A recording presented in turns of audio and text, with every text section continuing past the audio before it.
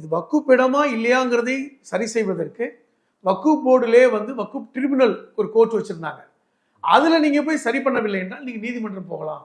இப்ப ஆக வழிமுறைகள் இருக்கிறது. இப்ப என்னுடைய சொத்து வக்குப் செய்யப்பட்ட சொத்துனா அது நான் இல்லைன்னு நிரூபிக்கிறதுக்கு நீதிமன்றம் போகலாம். இப்படித்தான் இருந்தது. அப்ப இந்த சட்டம் ஏன் கொண்டு வர்றாங்க? முக்கியமா இந்த திருத்தம் எதற்கு? நீங்க கேட்டீங்க ஆரம்பத்திலேயே.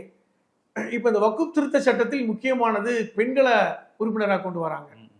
என்ன கொடுமைனா ஏற்கனவே பெண்கள் உறுப்பினராக இருக்கிறாங்களா இப்ப உள்ள அமெண்ட்மென்ட்? தமிழ்நாட்டுடைய வக்குப் போர்டில் ஏற்கனவே ஃபாத்திமா முசஃபர்லாம் வக்குப் போர்டு உறுப்பினராக இருக்காங்க. இப்ப ஏற்கனவே உறுப்பினர் இருக்கிறாங்க. அதுல ஒன்றும் பெரிய மாற்றம் இல்லை. இப்ப இல்லாத இடங்கள்ல சேர்க்கலாம். அது ஒன்றும் அதுல யாரும் மறுக்கவும் இல்லை.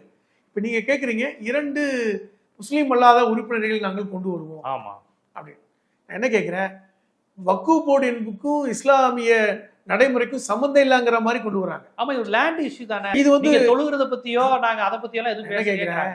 இன்னைக்கு இருக்கின்ற நீங்க சொன்னீங்கல்ல 9 லட்சம் ஏக்கர் இடங்கள், அதில் பெரும்பான்மையான இடங்கள் மசூதிகளாக இருக்கின்றன, பெரும்பான்மையான இடங்கள் அடக்க ஸ்தலங்களாக இருக்கின்றன, பெரும்பான்மையான இடங்கள் தர்காக்களாக இருக்கின்றன.